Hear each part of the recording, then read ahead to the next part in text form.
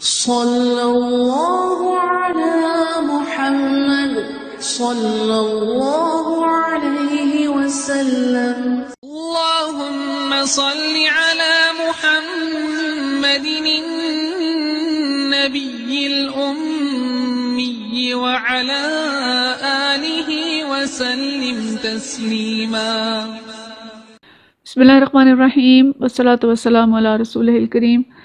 آج ہم بخاری شریف کی حدیث نمبر 26 جو کہ باب الایمان کی حدیث نمبر 19 ہے اس کا مطالعہ کریں گے.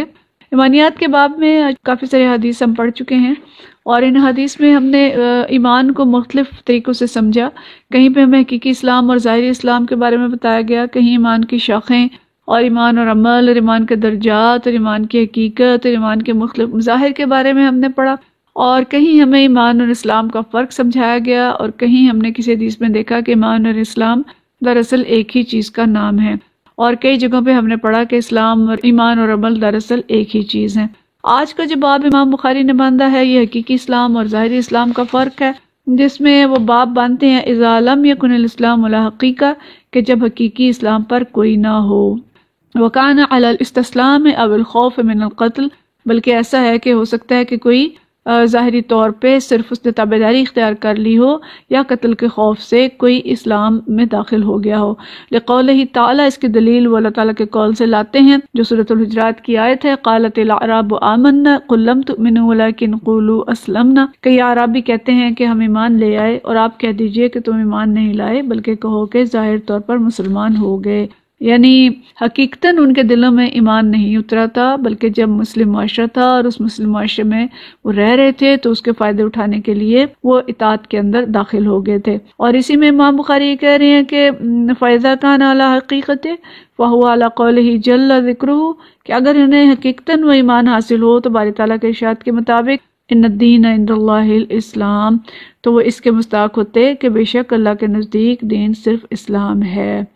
تو ان آیات میں لفظ ایمان اور اسلام ایک ہی معنی میں استعمال کیا گیا ہے، ان الدین عند اللہ الاسلام کی یہ بات کر رہے ہیں. تو مقصود یہاں پہ یہ سمجھانا ہے کہ اسلام سے مراد کبھی اصطلاحی معنی ہوتے ہیں اور کبھی لغوی معنی ہوتے ہیں.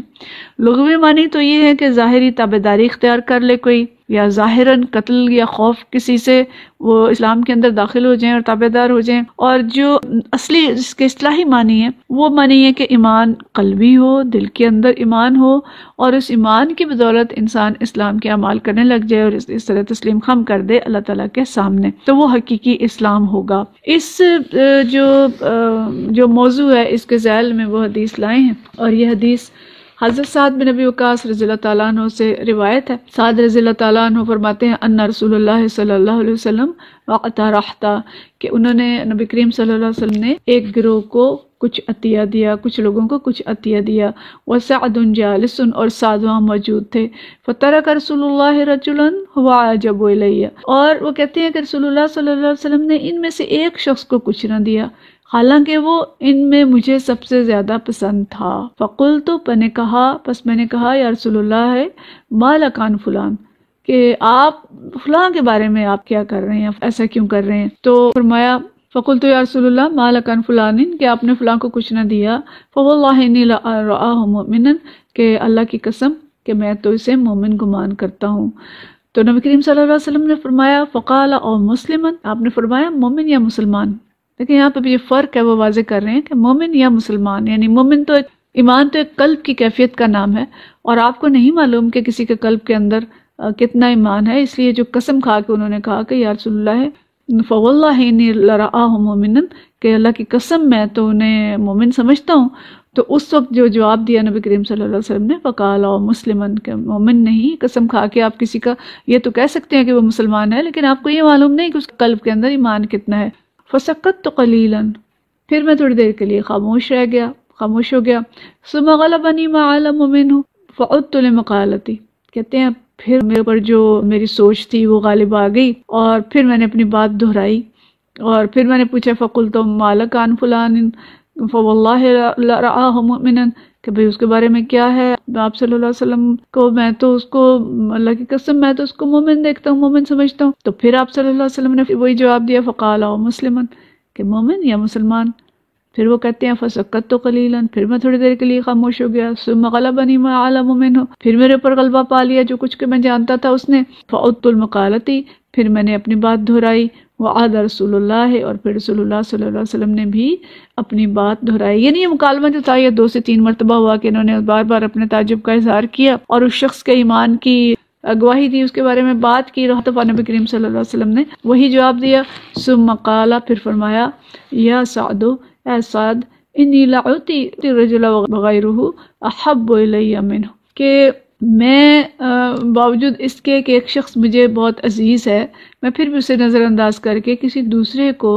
مال دے دیتا ہوں۔ کیوں دیتا ہوں؟ احب الی منہ، اگرچہ وہ مجھے دوسرا پسند ہے اس کو میں نہیں دیتا، تو اس کو میں کیوں دیتا ہوں؟ خشیت ان یکبہ اللہ، اس خوف سے کہ اللہ تعالیٰ اس کو الٹے منہ گرا نہ دے، فی النار، آگ میں، کہ اللہ تعالیٰ اس کو الٹے منہ آگ میں نہ گرا دے۔ مطلب کیا ہے کہ اس کا ایمان اگر کمزور ہے اور مال دینے سے وہ کچھ اسلام کی طرف مائل ہو جاتا ہے تو میں اس کو دے دیتا ہوں کہ کہیں ایسا نہ ہو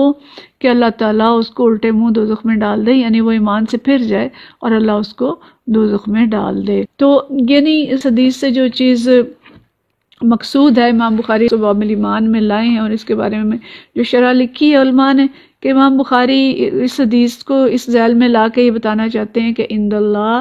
وہی اسلام قبول ہے جو دل کے اندر ہو، یعنی ایسا ایمان جو کہ دل کے اندر ہو۔ اور اگر ہم اس حدیث پہ غور کریں تو ہمیں معلوم ہوتا ہے کہ دل کا حال، ایمان کا حال اللہ تعالیٰ جانتا ہے۔ ہم ظاہری طور پر اسلام کا اطلاق کر سکتے ہیں، کسی کے بارے میں قسم کھا کے یہ تو کہہ سکتے ہیں کہ یہ مسلمان ہے، لیکن ایمان کے بارے میں ہم قسم نہیں کھا سکتے۔ دوسری چیز جو ہمیں معلوم ہوتی ہے کہ کمزور ایمان والوں کی دل جوئی کرنا، تاکہ وہ اسلام پر قائم رہ سکیں، کفر کی طرف نہ پلٹ جائیں۔ یہ جو صورتحال ہے، اگر ہم دیکھیں کچھ مسلم ممالک میں ایسی صورتحال اس وقت ہے، میں نام نہیں لیتی، لیکن 2-3 ایسے ممالک ہیں جہاں پہ عیسائی مشنریاں بہت تیزی سے کام کر رہی ہیں، اور وہ خاص طور پہ غریب مسلمانوں پہ کام کرتی ہیں اور مال کا لالچ دے کے ان کو خریدنے کی کوشش کرتی ہیں، اور بہت سے لوگ ہیں جو ارتداد کا شکار ہو رہے ہیں، اور اس کے جو اعداد و شمار ہیں وہ کافی فکر مندی کے ہیں۔ تو اسلام میں جو زکوٰۃ کی مد ہے اس کے اندر بھی زکوٰۃ کی مدات میں بھی ایک مد ایسی رکھی گئی ہے جسے مؤلفۃ القلوب کا نام دیا گیا، کہ لوگوں کے قلوب کی نرمی کے لیے، کہ ان کو ادھر مائل کرنے کے لیے، جو کمزور لوگ ہیں ان کی دل جوئی، تاکہ وہ اسلام پہ قائم رہ سکیں۔ تو اس میں نبی کریم صلی اللہ علیہ وسلم کا جو فرمان تھا کہ بعض ایسے ہوتے ہیں جن سے بہت محبت ہوتی ہے، ان کے ایمان کا پتہ بھی ہوتا ہے، لیکن ظاہر ہے ان پہ اعتماد زیادہ ہوتا ہے، ان کی اس بات کی فکر نہیں ہوتی کہ یہ نہ دینے سے کچھ ناراض ہوں گے یا یہ کفر کی طرف پھر جائیں گے، جبکہ دوسرے جو کمزور لوگ ہیں ان کے بارے میں یہ فکر ہوتی ہے۔ ایسا واقعہ ہم نے غزوہ حنین میں بھی دیکھا، ہم نے پیچھے اس کو پڑھا بھی ہے کہ غزوہ حنین کے وقت نبی کریم صلی اللہ علیہ وسلم نے اس غزوے کے بعد جو بہت سارا مال ہاتھ آیا تھا، تو جو مکہ کے نو مسلم تھے ان کو ڈھیر سارا مال دیا، حتیٰ کہ حضرت ابو سفیان کے بارے میں ہم پڑھتے ہیں کہ سینکڑوں کی تعداد میں اونٹنیاں اور جو جانور تھے وہ ان کو دیے گئے۔ تو ان کو ڈھیر سارا مال دیا کیونکہ وہ سب نئے مسلمان تھے، اس لیے کہ وہ اسلام پہ قائم رہ سکے، اور انصار سے فرمایا تھا کہ کیا تم یہ پسند نہیں کرتے کہ تم دوسرے لوگ مال لے جائیں اور تم اللہ کے رسول صلی اللہ علیہ وسلم کو لے جاؤ۔ تو اصل موضوع جو ہے وہ ایمان اور ظاہری اسلام کا فرق ہے، اور ایمان و اسلام وہ مقبول ہیں جو دل سے ہوں، اور ایسا ایمان کہ جس میں ارتداد کا کوئی خطرہ نہ ہو۔ پھر اس کے بعد ہم اگلے باب کی طرف آتے ہیں۔ اگلا باب اور اگلی حدیث جو ہے یہ ہے باب افشاء الاسلام من الاسلام، افشاء السلام من الاسلام، کہ سلام پھیلانا بھی اسلام میں داخل ہے۔ اس میں امام بخاری شروع میں ایک صحابی حضرت عمار رضی اللہ تعالیٰ عنہ کا قول لائے ہیں۔ امام بخاری شروع میں بعض حدیث کے شروع میں اقوال اور بعض کے شروع میں حدیث لاتے ہیں اپنی بات کو سمجھانے کے لیے۔ تو اس میں حضرت عمار کا قول کیا ہے؟ ثلاثم من جمعہن فقط جمع الایمان، کہ جس نے 3 چیزوں کو جمع کر لیا اس نے سارا ایمان حاصل کر لیا۔ وہ 3 چیزیں کیا ہیں؟ الانصاف من نفسک، اپنے نفس سے انصاف کرنا، بذل الاسلام للعالم، اور دنیا میں اسلام کو پھیلانا، وانفاق من الاقطار، اور تنگی اور مصیبت کے باوجود اللہ کے راستے میں خرچ کرنا اور سلام دنیا کے اندر پھیلانا۔ تو یہ 3 چیزیں وہ لائے ہیں اس باب میں، جس میں وہ کہتے ہیں سلام کرنا اور سلام پھیلانا بھی اسلام میں داخل ہے۔ اسلام کی کچھ علامات اور دین کی کچھ علامات یہاں پہ بیان کی گئی ہیں۔ اور اس کے ذیل میں جو حدیث لائے ہیں، یہ حدیث حضرت عبداللہ بن عمر رضی اللہ تعالیٰ عنہ سے ہے، اور اس میں وہ فرماتے ہیں ان رجلا سأل رسول اللہ صلی اللہ علیہ وسلم، ایک آدمی نے رسول اللہ صلی اللہ علیہ وسلم سے پوچھا ای الاسلام خیر، کہ کون سا اسلام افضل ہے؟ قال تطعم الطعام وتقرأ السلام علی من عرفت ومن لم تعرف، کہ تو کھانا کھلائے اور ہر اس شخص کو سلام کرے خواہ اس کو تو جانتا ہو یا نہ جانتا ہو۔ یعنی اب دیکھیں کہ یہاں پہ جو ایک دفعہ پیچھے بھی ایک حدیث میں ہم سلام کرنے کے بارے میں پڑھ چکے ہیں، اور یہاں پہ بھی جو چیز آئی ہے اسلام کی جو ایک علامت ہے وہ کیا ہے۔ تو اسلام میں بظاہر معمولی نظر آنے والے کام بھی ایمان کی بنیادوں میں اور بنیادی اعمال کے اندر داخل ہیں، اور اس حدیث کے مطابق سلام پھیلانا بھی اسلام میں داخل ہے، اور کھانا کھلانا، اور سلام کرنے میں جو کہا کہ جانتے ہو یا نہیں جانتے اس کو بھی سلام کرو۔ تو سلام ہی وہ چیز ہے کہ جس کو زیادہ پھیلایا جائے زیادہ واقفیت ہوگی، زیادہ تعلقات بنیں گے اور مسلمانوں کے اندر تقویت بھی ہوگی، اور اسلام ایک علامت بھی ہے مسلمان کی، اور اسلام ایک بہترین دعا ہے السلام علیکم ورحمۃ اللہ، کہ آپ پر سلامتی ہو۔ تو حقیقی اسلام یہی چیز ہے، امن اور سلامتی کو پوری دنیا میں پھیلانا اور انسانیت کے کام آنا، انسانیت کی خیر خواہی کرنا۔ کھانا کھلانے کی ویسے بھی بہت فضیلت ہے، اس کو بھی ہم پیچھے پڑھ چکے ہیں۔ تو ان 2 اعمال کا جو ذکر کیا، ایک اسلام کی بڑی خوبصورت تصویر ہمارے سامنے آتی ہے، اور تنگی اور مصیبت کے باوجود اللہ کے راستے میں ان خرچ کرنا اور سلام دنیا کے اندر پھیلانا، کہ اسلام دہشت گردی نہیں ہے، اسلام کوئی خوف پھیلانے والا دین نہیں ہے، اسلام کی اصل تصویر وہ نہیں ہے جو آج کا میڈیا اور آج کی دنیا اور آج کے کفار اور خود مسلمان اپنے اعمال سے دکھا رہے ہیں۔ اسلام امن، سلامتی، بھائی چارے، ہمدردی اور محبت کا نام ہے، اور اسی اسلام کا تعارف ہمیں دنیا میں کروانا چاہیے، اور یہی وہ تعارف ہے جس کی آج کی دنیا کو ضرورت ہے، جب دنیا میں اتنا فساد، اتنی بدامنی، اتنا قتل و غارت پھیل چکا ہے، کہ آج ہم اسلام کا حقیقی پیغام لے کے کھڑے ہوں اور دنیا کو امن اور سلامتی کا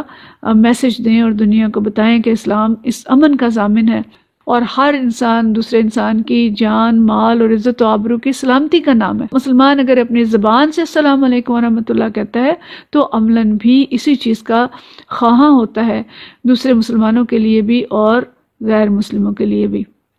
حضرت عمار کا قول جو شروع میں لائے امام بخاری، کہ اپنے نفس کے ساتھ انصاف کرنا، 3 چیزیں جو انہوں نے بیان کی،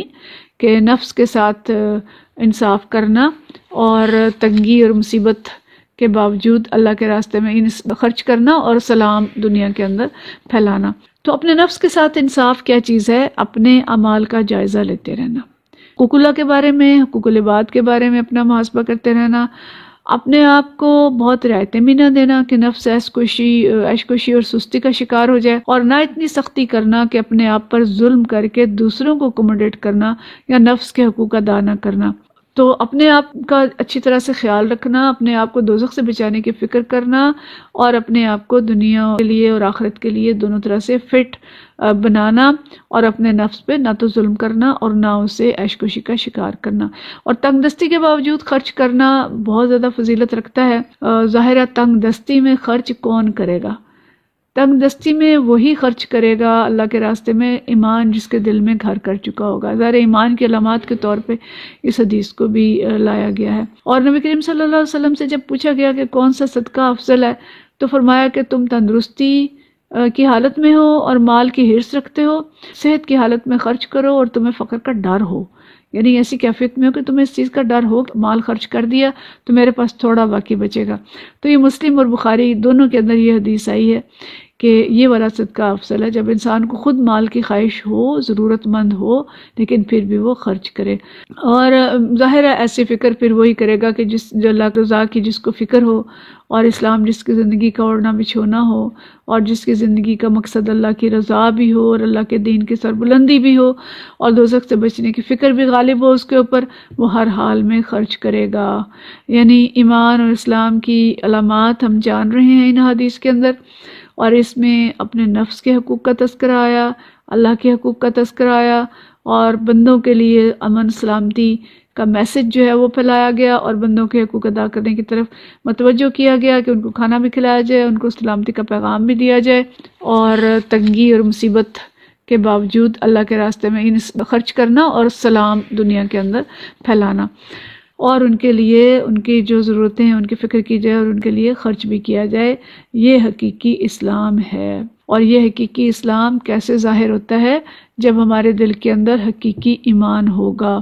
حقیقی ایمان ہوگا تو ہم اصلاً اسلام پر عمل کرنے والے ہوں گے، اس کی روح کے ساتھ، اس محبت کے ساتھ جو میں اللہ اور اس کے رسول صلی اللہ علیہ وسلم کے ساتھ ہوگی، اور دین کی جتنی ہمارے اندر تڑپ ہوگی، جتنی فکر ہوگی، ظاہرہ اتنی ہی ہوگی جتنا ہمارے اندر ایمان کا بیج ہوگا۔ تو گویا ایمان ایک ایسا بیج ہے کہ جب وہ کسی قلب کے اندر، کسی دل کے اندر اگ جاتا ہے، لگ جاتا ہے، تو اس کے پھل پھول اعمال کے اندر نظر آتے ہیں، اس کی خوشبو آتی ہے اس مسلمان سے، اور اس کے پھل جو ہیں اس کی زندگی، اس کے ہاتھوں، اس کی آنکھوں اور اس کے اعضاء سے ظاہر ہوتے ہیں، اور وہ انسانیت کے لیے امن، سلامتی، محبت اور خیر خواہی کا پیغامبر بن جاتا ہے، اور اپنے نفس اور اپنے دین کی خود بھی حفاظت کرتا ہے، اور اپنے دین کو پوری دنیا کے اندر پھیلانے کی فکر بھی کرتا ہے۔ وآخر دعوانا ان الحمدللہ رب العالمین۔ صلی اللہ علی محمد صلی اللہ